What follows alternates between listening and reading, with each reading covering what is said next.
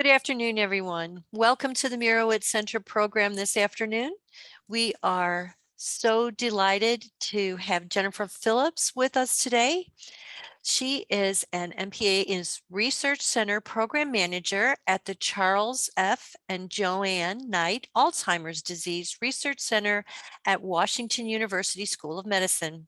Ms. Phillips has worked and educated in the field of aging and dementia for 20 years, most prior as the Volunteer and Community Education Coordinator for the Alzheimer's Association in St. Louis chapter, where she served for 7 years before joining the Knight ADRC in 2011.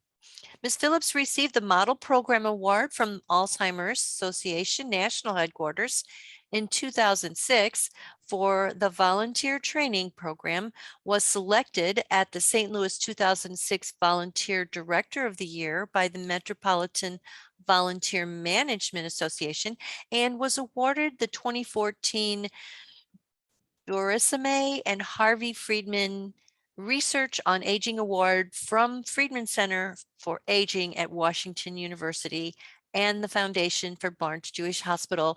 Please welcome Jennifer today. Thank you so much for being here.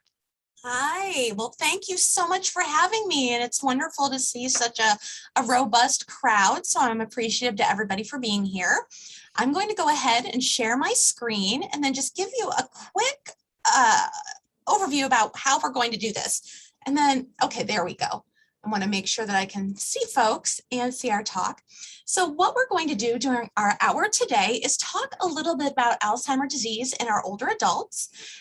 It's a very broad topic, so unfortunately we're not going to be able to dig as deep as we might like to, but we're going to spend probably about a half hour or so covering some of the details related to Alzheimer's disease. And then we have two guests who are going to be joining us. We have our friends Philip and Kurt, who are an individual who is experiencing Alzheimer's disease and who has a diagnosis, and his spouse and care partner, Kurt, who is going to talk to us a little bit about his experience as a care partner. So we have the opportunity to learn firsthand from their experience and maybe ask a few questions of them as well during the presentation. So that'll probably be maybe about the last 15 minutes or so. You can ask anything of any of us. So with that said, I have a few slides that I'd like to share with everybody. And so to kind of kick us off, and let me make sure this is working, I think we really like to underscore why we educate folks about Alzheimer's disease. And really it's because as a society, it's very hard to find somebody who's maybe in their 30s, 40s, or older who hasn't been personally affected by a loved one or a close friend who's had Alzheimer's disease. And if you look at our population chart, you'll see here, even as far as, 70 years ago in the 50s, our population kind of looked a little bit, like a spire, that we had a very small group in the top at the top of the structure that were elderly, considered age 65 or older, with the majority of our population being folks under that age range. But if we look out as our population growth has changed, you kind of see that bubble coming up through the middle there. And those are our baby boomers.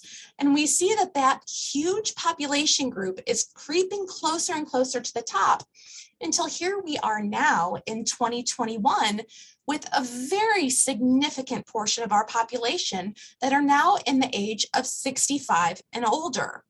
And the reason that's so important for us to keep tabs on is because what we know is that Alzheimer's disease, the number one risk factor for developing it is age.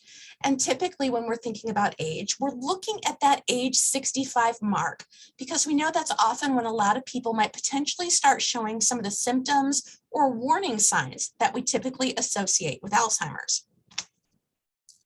So we know in terms of aging in America that living longer is a great gift of modern society. We're very fortunate to have access to sanitation and hygiene and medicine that has really expanded our quality of life and extended our lifespans. But we also have to remember that our body does continue to age, and along with that, it includes our brain. So we know that those aging brain symptoms can often be the most frequent threats to our long, high quality of life. We know that new cases of Alzheimer's disease develops about every 65 to 66 seconds in the United States. And we know that by 2050, that typically it's predicted to be about every 33 seconds as our population continues to age. So that's a very intimidating statistic to think about. And what we know, just by virtue of our friends and our family and in the news, is that Alzheimer's and the associated caregiving that goes with it does present a massive medical, social, and economic burden to our society. A lot of times, people think of Alzheimer's as, they have a certain picture of it in their head, maybe of an older adult who may potentially be bedridden or who may be incommunicative or, kind of in a wheelchair. But the reality is there's a very long spectrum of the disease process that can happen 10 to 20 years before somebody's even diagnosed. And so as we dedicate resources to the care and treatment of those individuals, it's important to really understand what the full picture of the disease looks like. One other thing that I think is really interesting to bear in mind as well is that depending on the year, and depending, also on it that there's a pandemic or not, but Alzheimer's disease is typically one of the top 5 or 6 fatal diseases that affect our society. And included in that total of those top 5 or 6 diseases, we usually see breast cancer, we see heart disease, we see, blanking on a couple of other ones, we see prostate cancer up in that mix as well. And the interesting thing about those diseases is that you probably all know somebody who's maybe been diagnosed with one and maybe who has recovered or is in remission or has survived. And the difficult thing about Alzheimer's disease is despite being linked right up there with those big illnesses, it's the only one that doesn't currently have a cure or a preventative that can reverse the trajectory of the disease.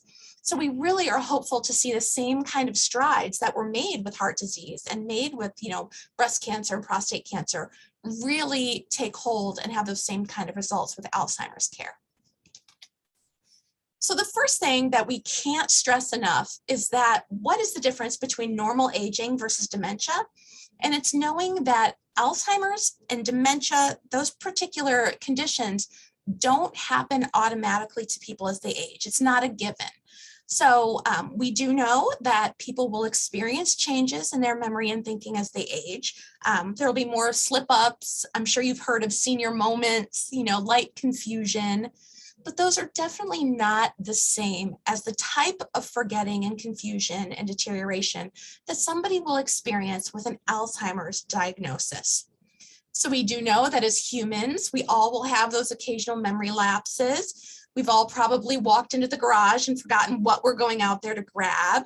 And we often see them to be situationally dependent. If you're under a lot of stress or if you're in a hurry, you might have more of these incidents. And those are totally normal. Sometimes people will reach out and contact us because of these incidents, and we just have to explain that it's normal. We kind of call that sometimes the worried well, because it's easy to become concerned when we have these little slip-ups. Sometimes you hear those things called normal aging, but we really do want to stress that it's not, Alzheimer's as a disease is not necessarily a normal part of aging. It looks a little different, and it is obviously more severe. So when we do have our normal aging, we might notice associated word finding problems, lower speed of thinking, struggles with multitasking. Sometimes maybe in the past you might have been able to drive and had the radio on and somebody in the passenger seat chit-chatting with you. And maybe, now if you come upon traffic or a detour, you might have to, hush your friend that's in the passenger seat or turn down the radio to really make sure that you're paying attention to the task at hand. But we know that these memory slips don't cause consistent problems, and they don't interfere with your ability to manage your day-to-day social relationships or ongoing responsibilities. So you are still able to manage your finances, to do your shopping, to manage your household needs. You still have all of those abilities intact. When we worry about dementia, however, is when those problems start to interfere with your ability to maintain those relationships and those, activities of living, of managing your finances, of managing your household, or even managing your particular hygiene needs. So I do want to kind of call attention to the use of the word dementia. And we always sometimes you do hear them interchangeably. And it's important to know that Alzheimer's and dementia is not the same thing. When we think of dementia, it's an overall umbrella term under which a variety of different illnesses fall. So that might include vascular dementia caused by strokes, or Lewy body dementia that might potentially accompany Parkinson's disease. HIV could potentially have a memory impairment component. So there's a variety of different diseases that can cause memory loss, confusion, that are kind of those symptoms of dementia. But Alzheimer's is one of those diseases under the umbrella. Probably the best way that we can describe it is that if a friend or family, came up to you and mentioned that they have cancer, what's that first question that you're going to ask going to be? What kind of cancer? Is it skin cancer or breast cancer or, blood-based cancer? So Alzheimer's and dementia is very similar. Somebody might say that they have dementia, and your next question might be, well, what kind of dementia is it? Now, we do know that Alzheimer's is typically the number one most common form of dementia. It accounts for about 60 to 80% of cases. So a lot of times, I think that's kind of why they've gotten to be so interchangeable, is because typically when somebody says dementia, that might be what they're referring to.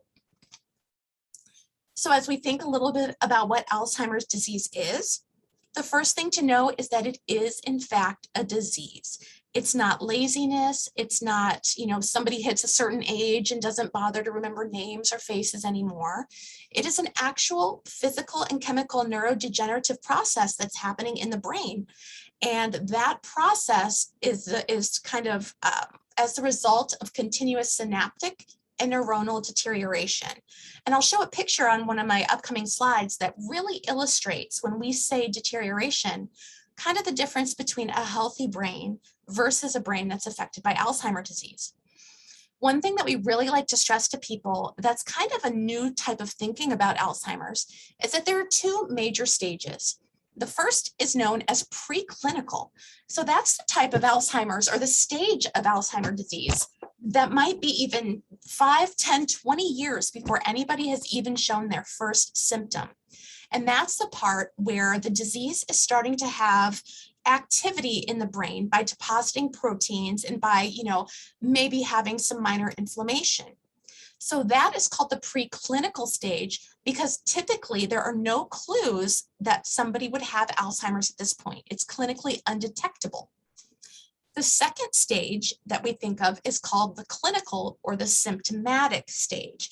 And that's usually what we think of when we think of Alzheimer's disease, when somebody's starting to have some confusion or memory slip-ups, or becoming confused, or maybe getting lost on their normal commute. And usually it's when those red flags pop up and somebody might go seek a diagnosis that we typically think of Alzheimer's.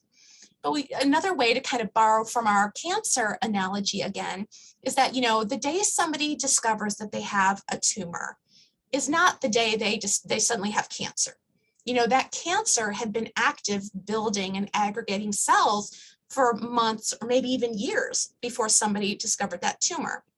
So in some ways, Alzheimer's is the same way, that those changes have been happening in the brain and body years before somebody might have that first symptom of memory loss. The other thing that's kind of interesting to keep in mind is that symptomatic Alzheimer's disease, it's not necessarily just a checklist of, do you meet this criteria or that criteria? Yes, you have it, or no, you don't. Instead, we're looking at if somebody is different from their normal lifetime baseline. So, if somebody mentions that suddenly I'm struggling behind the wheel of a car and I'm getting lost, somebody might become concerned about my memory. But my husband's going to tell you, oh no, she always got lost. She was always a little iffy behind the wheel of the car. So since that is something that is a characteristic of mine my entire life, somebody might not necessarily become concerned. But if somebody was a number wizard, an accountant, and really great at keeping track of numbers and finances, suddenly starts bouncing checks or maybe starts, misappropriating funds, that is something to be concerned about because it's a change from their normal baseline. So we do know that the physical changes behind the disease are caused by a buildup of harmful proteins in the brain. And the process of death of brain cells, or atrophy, is what causes the change of the brain's ability to function as we normally expect it to. We mentioned earlier that age is our #1 risk factor for the disease, typically starting around age 65. And I've seen some variation in these numbers, but what we know is that at age 65, typically about 10% of the population is likely to be diagnosed with Alzheimer's disease. And if we look at age 85, then typically we're starting to look about 40 to 50% of the population is likely to be diagnosed with the disease. So again, that age factor is our #1 risk associated with the disease. We do know that there are some other risks, including genes related to certain alleles folks might have. And we also know a history of head injury can potentially put people at an increased risk. In the past, they thought, increased risk for Alzheimer's, but in recent years, there's been a whole unique subfield called traumatic brain injury, or TBI, that's really starting to get its own area of attention in terms of changes to cognition and being a form of dementia. And then we also know that there are a variety of genetic and lifestyle factors that are, environmental and lifestyle factors that could play a role in somebody developing Alzheimer's.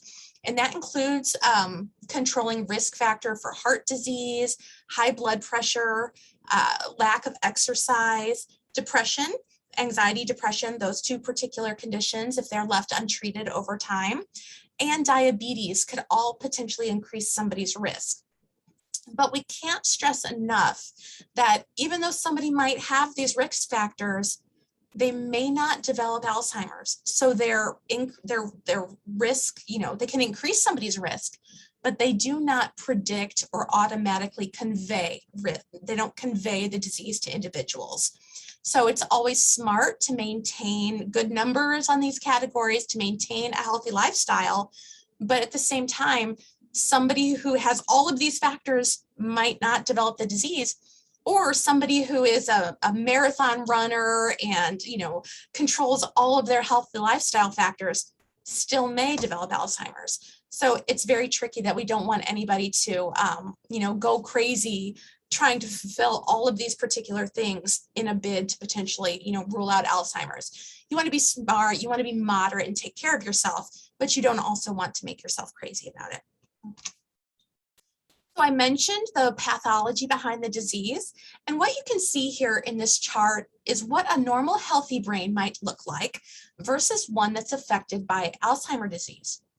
So obviously, the first thing that we notice is that our diseased brain is significantly smaller in both size and functional ability.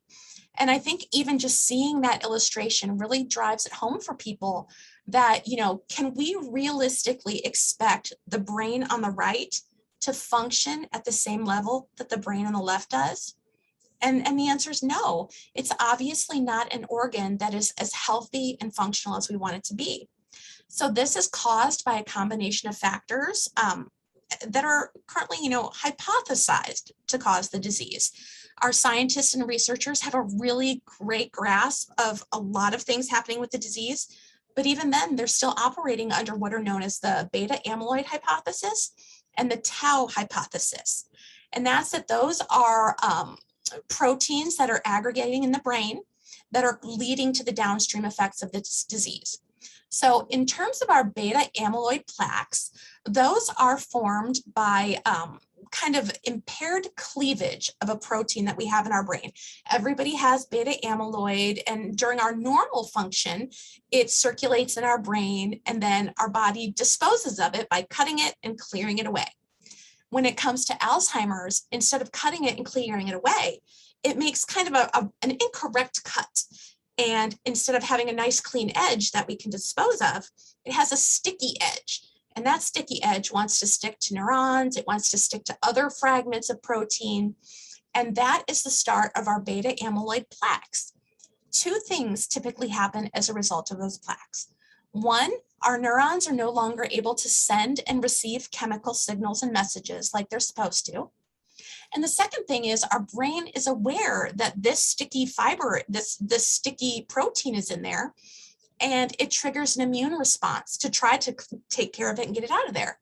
But that inflammation in the brain causes problems and again leads to some of that atrophy that we know is a part of the disease process. Similar to that, there are something called neurofibrillary tangles, and those are made from a protein called tau protein, and that's typically active in all of our brain cells, all of our neurons, to help structure the microtubules in the brain. But when they become affected by Alzheimer's disease, instead of it structuring the cell like they're supposed to, they become dysfunctional and start to maybe intersect the cell and kind of interfere with the function. So again, that cell is no longer able to send and receive the chemical messages to do its work like it should, and it's triggering that immune response because it's not identified as a normal part of our brain's geography. So those two processes are leading to the inflammation as mentioned, and also the atrophy that's resulting in the smaller size of our brain.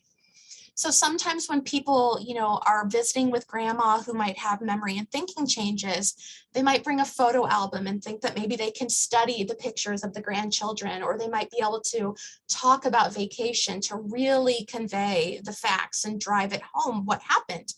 But it's not laziness, and it's not that somebody no longer cares about those important things.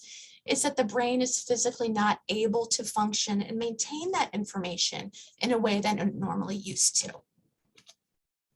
So we do have some warning signs of the disease that we're going to just touch on real quick. You might notice loved ones that have memory loss that disrupts daily life, struggles with planning, problem solving, struggling with familiar tasks at home or work, maybe hobbies that somebody enjoyed for a long time. Someone might become confused about the rules or how to do certain things. Confusion with time or place. We may notice somebody having difficulty with their depth perception or understanding visual images and spatial relationships. Maybe you know how somebody's body is in relation to someone else's. They might stand too close. They might be in your personal space. You might notice changes like that. Struggles with word finding, speaking, or writing. It could be maybe using a whole bunch of words to describe something very simple, or maybe substituting even in the completely incorrect word for something. Somebody's saying, wow, it's raining cats and dogs out there. I need to grab this pencil so I don't get wet. We might notice somebody misplacing things and losing the ability to retrace their steps. And a lot of times I think we hear from people that, oh, I lost my keys. I'm really concerned that this is the start of Alzheimer's disease. But we would like to explain to people, there's a difference between accidentally leaving your keys in the coat pocket instead of putting them in the bowl where you always put them, versus hiding your keys in the freezer because you don't want anyone to know where they are. Or holding these things, these jangly things, and not even really understanding what they do. So it's a very different kind of misplacing versus just accidentally, putting your keys in a different place. We might notice struggles with judgment. There are some forms of dementia that interfere with the frontal temporal lobe of the brain, which is an area of our brain that controls our inhibitions and our ability to operate successfully and properly in society. So people who were very conservative throughout their life might become very flamboyant or very outgoing. Somebody who is very prudent with their finances might suddenly start becoming susceptible to scams or giving money away. So judgment might be a warning sign for folks. We may notice people withdrawing from social activities or even changes in their personality. So we do have a screening tool here that's kind of interesting. Basically, ideally you could give this screening tool to yourself or administer it to a loved one. And in general, if you ask yourself these questions and you answer yes to 2 or more, then that's a little bit of a clue that maybe you or your loved one might want to touch base with a geriatrician, neurologist, a psychiatrist, and mention that you might be concerned about your loved one's memory or thinking. This is definitely not diagnostic in any way, but it is a way to kind of get a feel for, if you're concerned about a loved one, this might be a good way to start screening to see if there is reason to be concerned. So when it comes to being diagnosed, we know that the best way to get a diagnosis is to go to one of those specialists I mentioned, the neurologist, geriatrician, maybe somebody who specializes in diseases of older adults or in related to aging. So they will touch base and talk a little bit about somebody's memory and thinking. They're going to rule out other things such as interactions of medication, infections. They'll look at a variety of different things related to nutrition, vitamin levels, thyroid.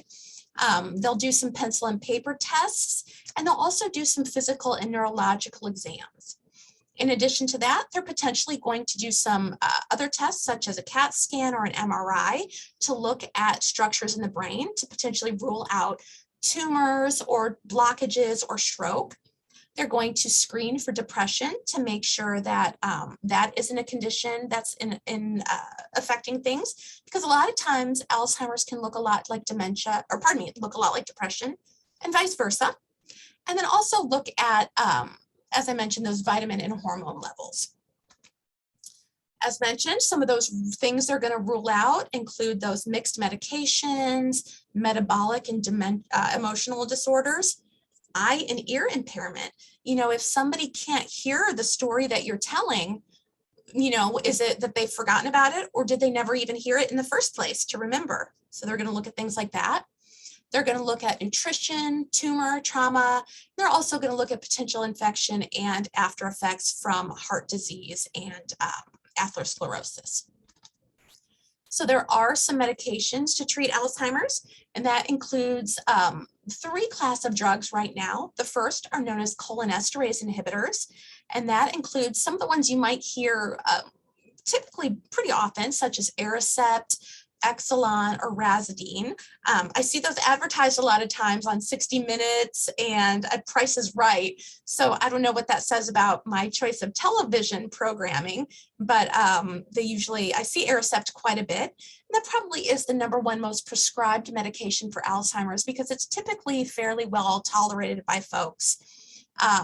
There is one called Namenda that works a little differently. It's typically prescribed for moderate to late stage of Alzheimer's disease that regulates glutamate uptake in the brain. Because that works differently than those first 3 medications, those cholinesterase inhibitors, sometimes a doctor might prescribe them in tandem together. So somebody might take Aricept and Namenda, or Exelon and Namenda. When the patent was starting to be up on some of these medications, they actually made a formulation of Namenda and Aricept together.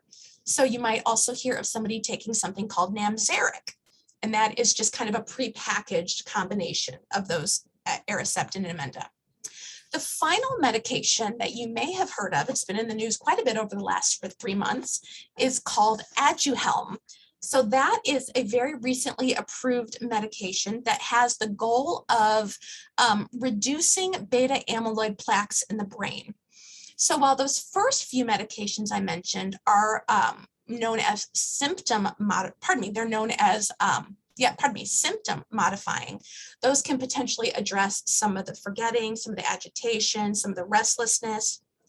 Aduhelm, on the other hand, is designed to be disease modifying, with the potential of correcting, or eradicating those beta amyloid plaques, with the hope that it stops the disease from continuing to progress.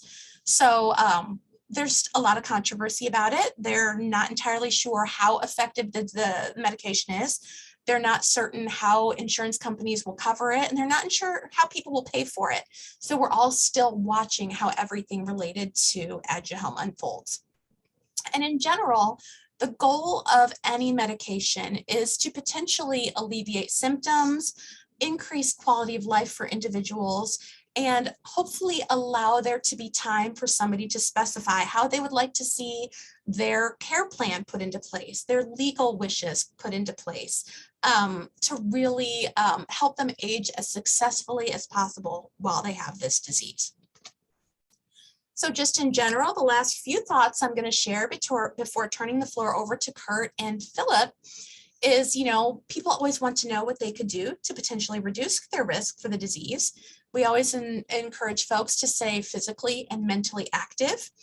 Potentially that could reduce folks' risk of the disease or the progression. Be mindful of those warning signs and seek support. Don't hide at home and don't be scared. Reach out and seek those supports as early as you can. Utilize supportive services for people with memory and thinking changes and care partners. That might include the Alzheimer's Association, memory care home solutions, support groups, telephone helplines. We're very fortunate that there are wonderful resources, not just here in St. Louis, but all around the country to support people dealing with memory and thinking issues. We're always a big fan at our center of supporting Alzheimer research, not just the funding of it, advocating for people to allocate money at the federal level, advocating for increased infrastructure for fighting Alzheimer's disease, but get involved with research. We are running clinical trials here at Washington University. We're running longitudinal research trials where people come and talk to us about their memory and thinking. We always encourage people to think about getting involved. And we are looking for people that have memory and thinking changes and people with completely normal thinking. So anybody is welcome to call us. Typically, we're looking at folks age 65 and older. But there are some smaller studies that we're looking at people who might be potentially 45 and older. So our number is listed right there. We hope you'll reach out to us. We'd love to hear from you.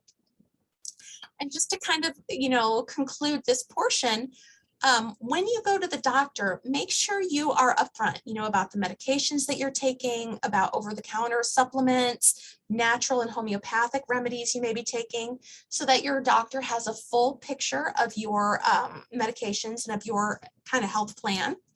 Describe any new or existing problems that you might be experiencing, even if you don't think that they're related to medications. Your healthcare provider will definitely keep track of this information to make sure that everything is going okay and that there's not adverse side effects. And then never self-medicate or stop taking a medication based on your own hunches.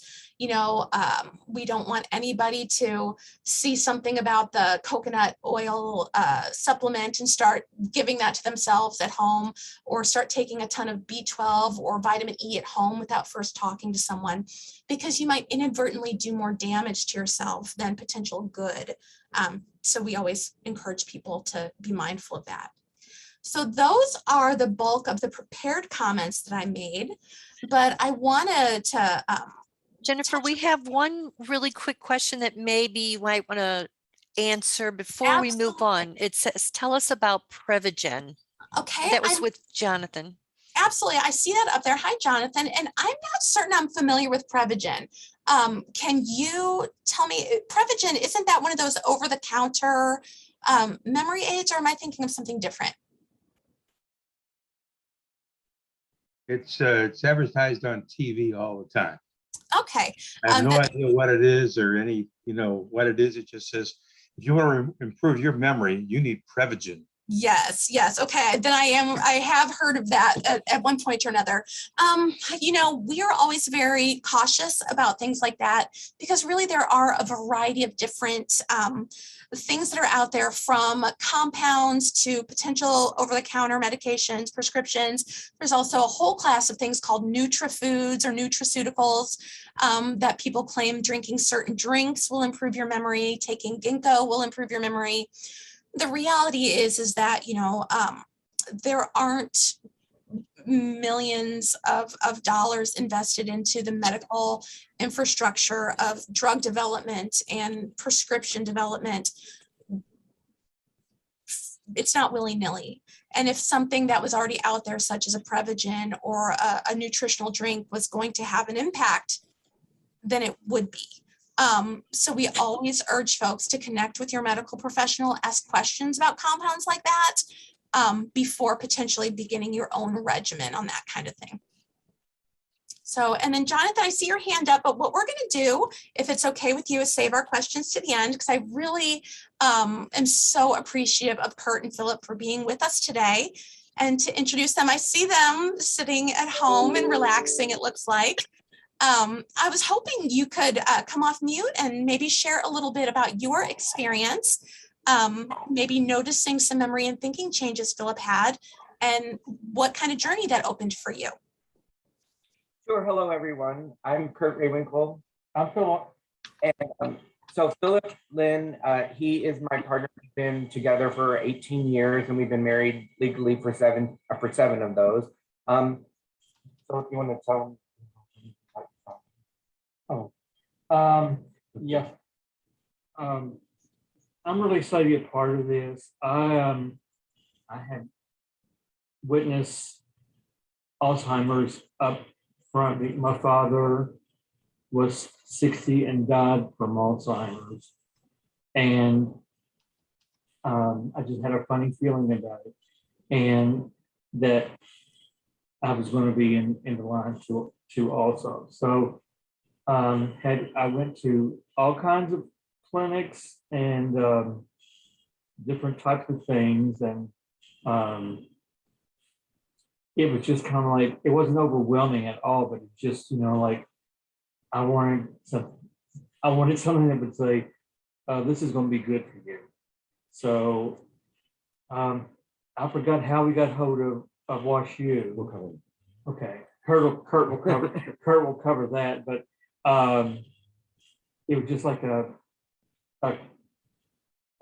gift from heaven. Just I said, of course I'll be a part of that. I will do anything I can, because I saw what it did to my father, and he was a very, very just an amazing man. He dressed to the nines, and he was very smart, and he was a very loving father. And I saw what it did to him, and that's the first thing I thought of when I was told I had it, because I know what I went through with Dad. And things have changed now, and it's getting the attention that the disease deserves. And I've just made up my mind that this is not going to kill me. This is not going to kill me. So, but I've got a great support network with Kurt and our friends at church. They're absolutely wonderful. The only problem is they're not Methodists. They're Baptists. No, I'm raised Baptist. And in Kentucky, when you're Baptist, you better stay Baptist. So one of some of the things that we'll be sharing, you could have taken right off of Jennifer's slides. In 2015, we began. Philip had just retired early from work, and he began to exhibit some of the symptoms that Jennifer had on the slides. They started with things like he's always been pretty good at navigating where he needed to go when he was driving, and he started sort of having trouble getting to places he had not been before, which had not usually been a problem. But we all, a lot of us have that problem, right? So that wasn't just, all of a sudden a red flag. And then he started noticing that as it kind of extended, we began to notice that as Jennifer was in Jennifer's slides, things that he didn't go to every day, but things that he'd been to before, maybe parks or, doctor's appointments, things like that. He would suddenly couldn't remember how to get to those locations. And about that same time, we started noticing that maybe he would repeat himself in a conversation, which was not like him. And so these things started to kind of present themselves. And so we thought, well, maybe there is a little bit of a memory thing going on. And so in late 2015, early 2016, we started to engage with a neurologist to say, hey, could you help us kind of figure out what's going on here? And as Jennifer said, Philip has a history of depression and anxiety. He has he's medication helps keep that under control. And they ran blood tests, which found out that he was low in B12, which can cause memory issues. They found out He had sleep apnea, which can cause memory issues. And each cognitive test that he took did kind of return the result that, yes, there seems to be some memory issues, but none of the areas where he was seeing issues are typically associated with Alzheimer's. They were more along the lines of depression, anxiety, ADHD, which he also is very hyperactive, and so it was sort of a good thing we were seeing that they weren't typical for people with Alzheimer's. So after about 8 months, we've been kind of seeing a neurologist with lots of tests. I through a whole series of events, I kind of thought, you know what, I'd like to get a second opinion. And I saw an article written in the Washington University newsletter, authored by Dr. Head, who's on staff there.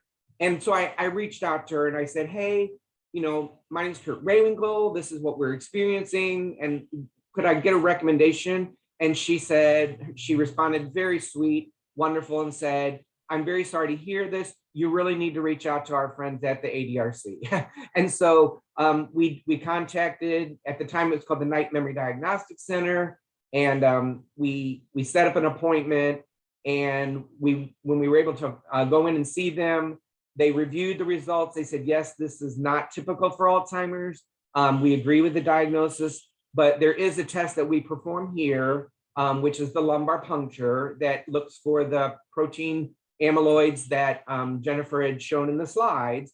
And they said, the spinal tap will look in that fluid and see if there is an inordinate amount of beta amyloids in there that are present for people with Alzheimer's. So we said we definitely wanted to know. So we had the test performed, and the test did come back positive. And they explained it to it very well. They said, it comes in a graphical form.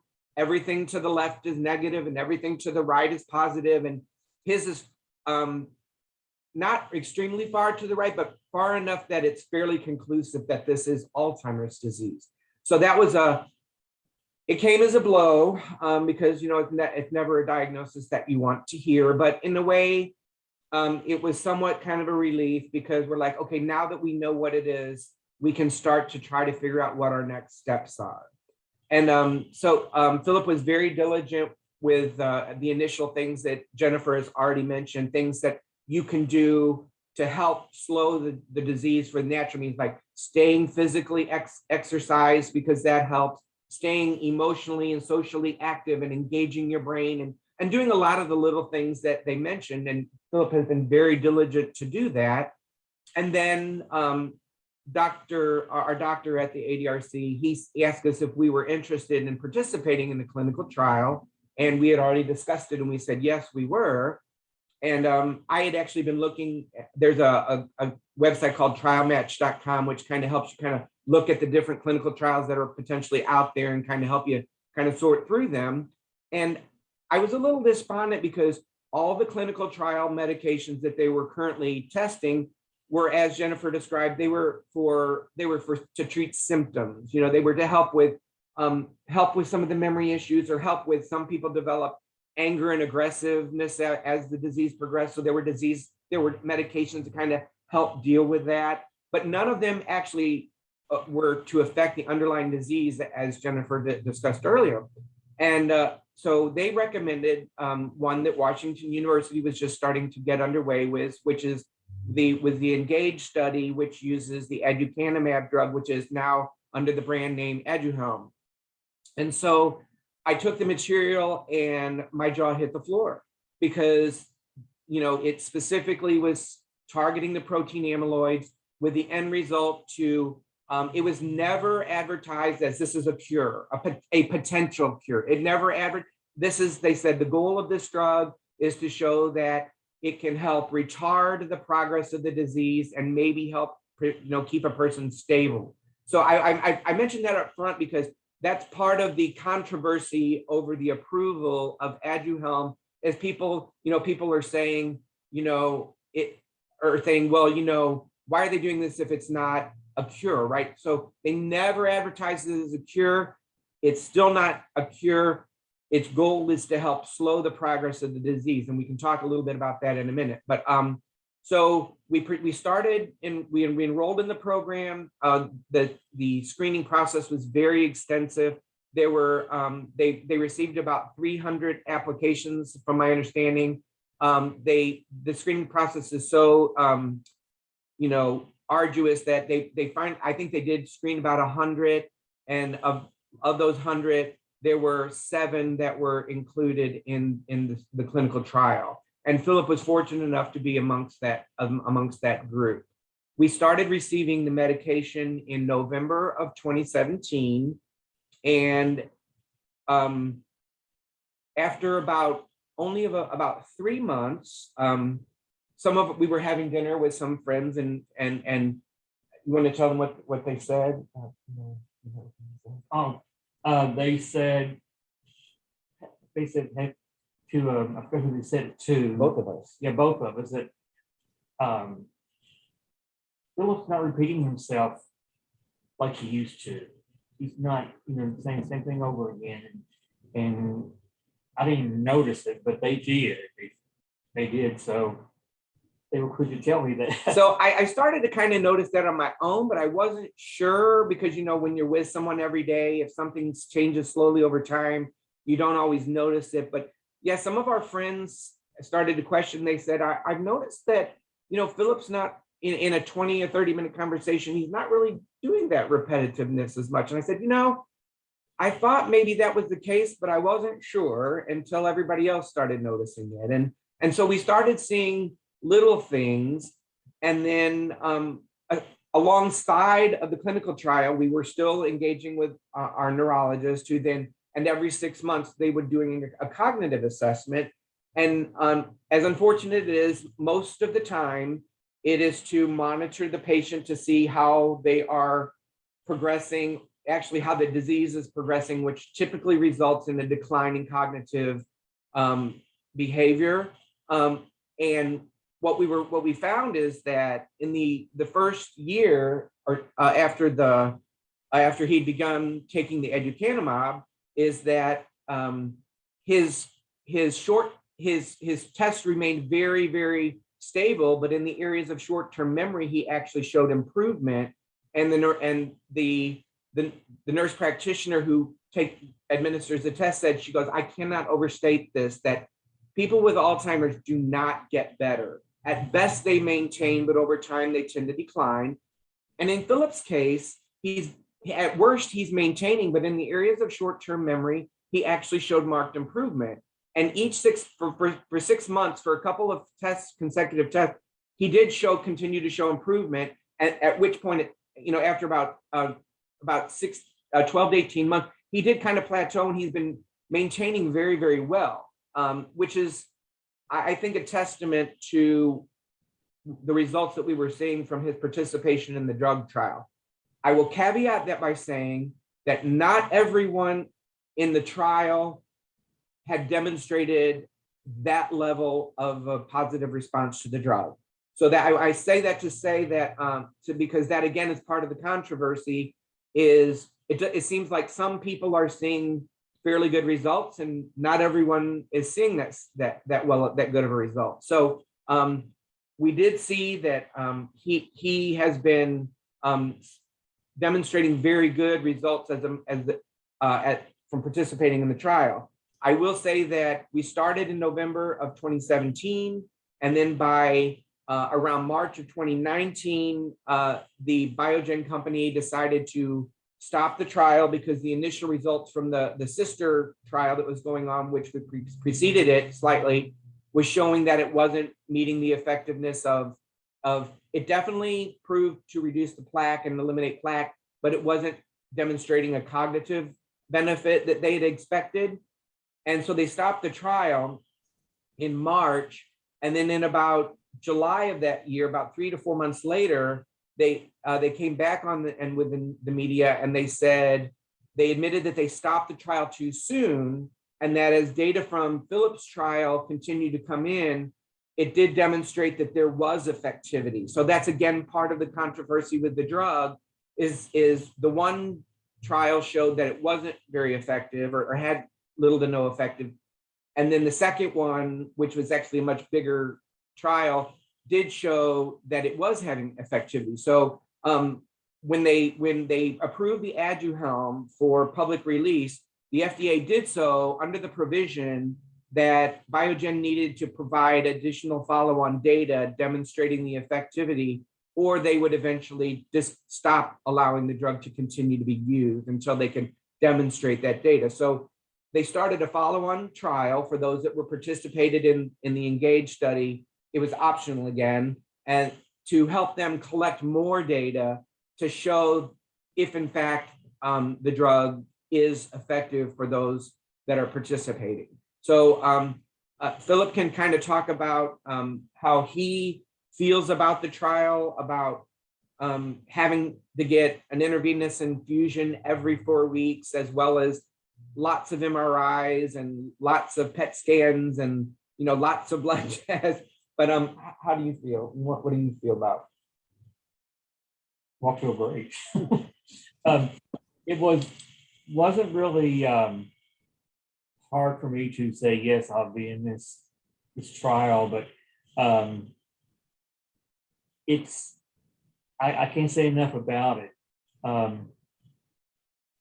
It's just amazing that how it's worked so much, and how much I realized that I had lost that I couldn't remember, and how friends and family noticed the changes in me because of the trial. And most of my family didn't even know I was on a trial, and but it's doing really well, and I can't stress enough how much Barnes has done to help, and WashU that have done so much to help elevate this to where it's getting more attention and that it needs. And I just want others to be able to see and feel what I'm doing now because of this. I see somebody wrote a question. This is a really good question. It says the evidence sounds anecdotal and the story is told by a concerned partner. What are the researchers saying? That's an excellent question, because the researchers, if for those who were following the story, when they approved the drug for use by the general population, a number of the people on the guiding panel for the FDA resigned in protest. They had some very good concerns. One of the concerns is they believe that there was not enough data to support a decision to approve the drug. As I said, there was definitely one of the trials showed that there was not a sufficient effectiveness. The second one showed different, which is again why they did start up the follow-on trial. They do not have the results from the follow-on trial. So yes, I agree with the researchers concern that there's not enough data. Do we have enough data? Absolutely not. Do they need extra data? Absolutely. Another concern from not only the technical but the business end of it is the drug is very expensive. Just the infusion medication alone is around $56,000 a year. That does not include the cost to the medical facilities to do the infusion. It does not account for the follow-on support that is needed to be participating in it, like the MRIs. Philip, as a part of the trial, has an MRI every 3 months, and if he because his common side effects are brain swelling and microhemorrhages in the brain, which he has demonstrated both of those.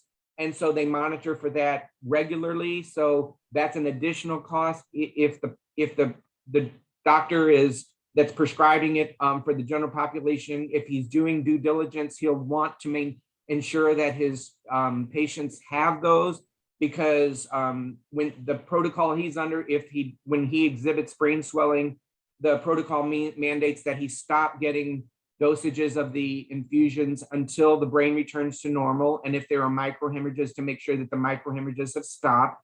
So there's a lot of extra things that go into just this, getting this medication other than just the infusions. and it can be very expensive.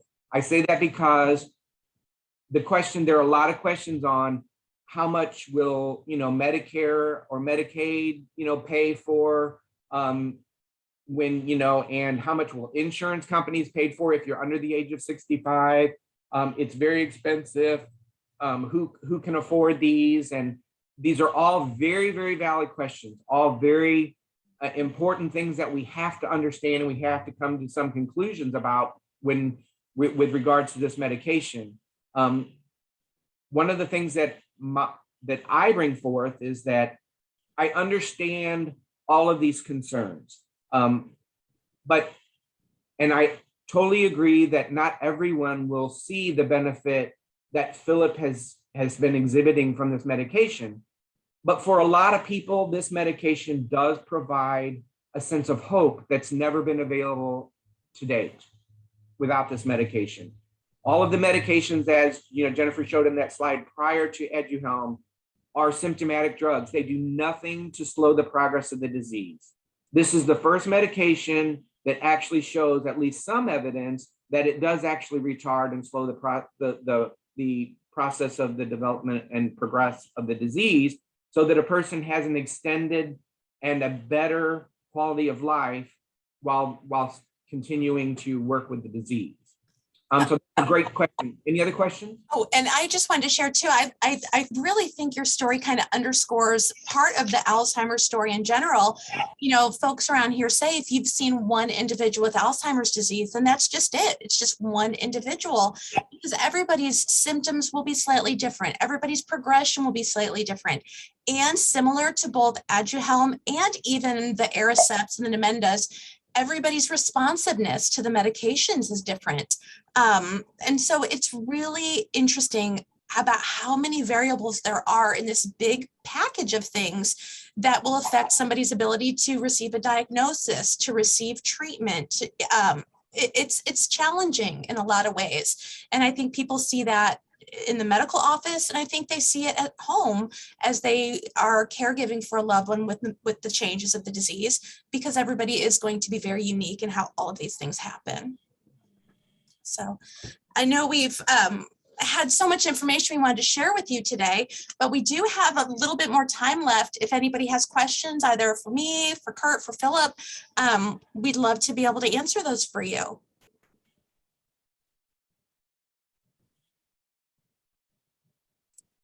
So if anyone would like to raise their hand or type in the chat, we can, if you would like to unmute yourself and ask a question, that would be great too.